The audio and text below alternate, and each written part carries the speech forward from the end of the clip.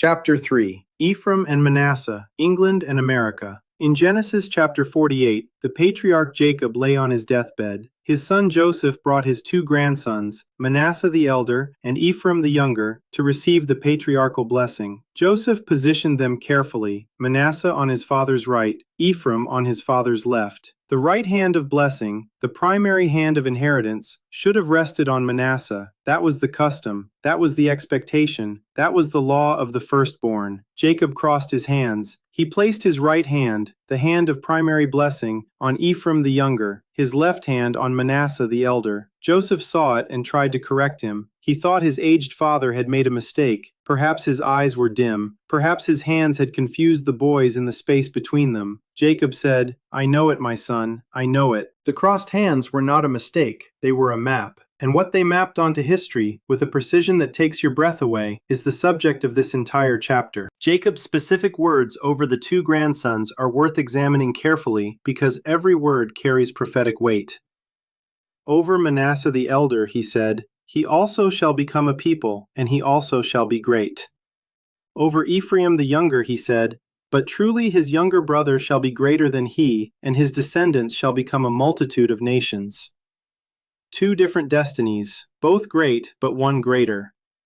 Manasseh, a great nation, singular, unified, significant. Ephraim, a multitude of nations. The Hebrew phrase is melo hagoyim, literally, fullness of nations or commonwealth of nations. Manasseh would become a great nation, Ephraim would become a commonwealth of nations, and would eventually surpass even Manasseh. Now, what single national entity in recorded history has ever called itself a commonwealth of nations and covered the earth in a way that no empire before or since has matched? There is only one answer in human history, and it matches with a precision that no framework other than prophetic fulfillment can explain. Before we name the nations, I want you to see the pattern, because this is one of the most consistent signatures of God's redemptive economy throughout all of Scripture. God consistently elevates the unexpected vessel. He works through the one the world would overlook, the younger, the weaker, the unlikely.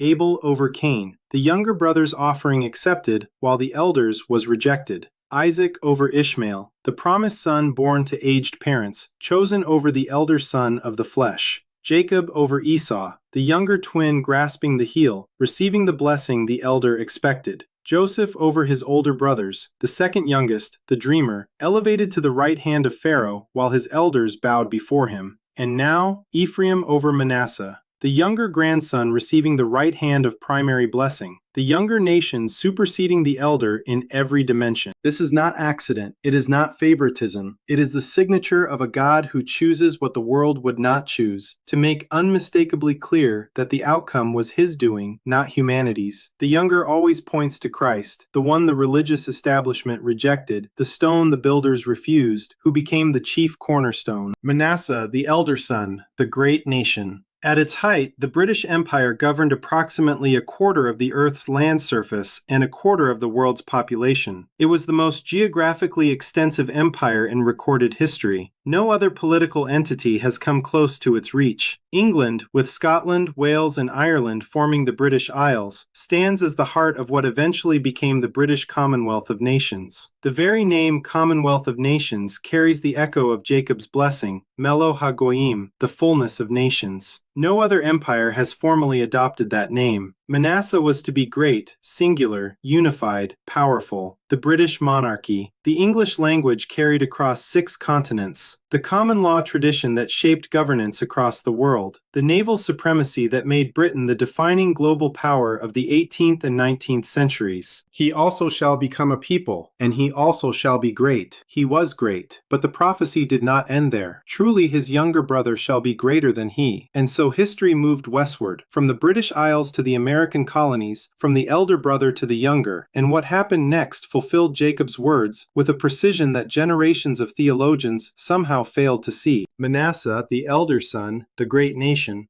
Ephraim, the younger son, the multitude of nations. The commonwealth that would surpass even the elder. America declared independence from Britain in 1776. The younger separated from the elder. And then, in every measurable dimension, the younger surpassed him. Economically, America built the largest economy in the history of the world, dwarfing Britain's industrial output within a century of independence. Militarily, America emerged from the Second World War as the dominant global military power, while Britain emerged diminished and debt-ridden. Culturally, American music, film, language, and technology swept the globe in ways even the British Empire at its height never achieved. Technologically, the internet, the moon landing, the digital revolution came from the younger brother's soil. The younger brother has surpassed the elder, exactly as Jacob's crossed hands prophesied. But here is the crucial point that most interpreters of this prophecy miss entirely. The purpose of Ephraim's greatness was never national supremacy for its own sake. Jacob said over Ephraim, "In thee shall all the families of the earth be blessed." The greatness was always in service of something larger than national achievement. Ephraim was to be the banner nation, the convergence point, the place where what was scattered from two directions would be gathered into one soil. And that convergence, that is what America is actually for. The movement of the sons of Ephraim into the American colonies was not a random demographic event. It was a directed migration, driven by specific historical forces operating in specific windows of time. Between 1627 and the American Revolution, tens of thousands of Scottish and Irish, many among the Celtic peoples whose heritage traces back through the northward migration described in Chapter 2, crossed the Atlantic as indentured servants, prisoners of war, and political exiles. Following Oliver Cromwell's suppression of Irish rebellion in 1649 to 1651, Irish prisoners of war were systematically transported to the West Indies and American colonies. Following the failed Jacobite Rising of 1745, Scottish prisoners were similarly transported, Highland Scots, many of them Gaelic-speaking, deposited on American soil. These were not economic migrants seeking opportunity. These were people displaced by force, moved by the mechanics of empire from the Celtic highlands of Manasseh's territory, one final step westward across the Atlantic, to build a nation that would become greater than the empire they came from. The Scots-Irish in particular, the Presbyterian settlers who flooded into the Appalachian backcountry, became the backbone of American revolutionary spirit. Their theology, their fierceness, their covenant consciousness, their willingness to fight for independence from the very crown that had oppressed them. Ephraim, filtered through Manasseh, arriving finally at the land of the covenant blessing. Among the most remarkable pieces of physical evidence connecting the British Isles populations to their ancient Near Eastern heritage is what geneticists have called the red hair signature. The British Isles, Scotland, Ireland, and Wales in particular, have the highest concentration of red-haired individuals in the world.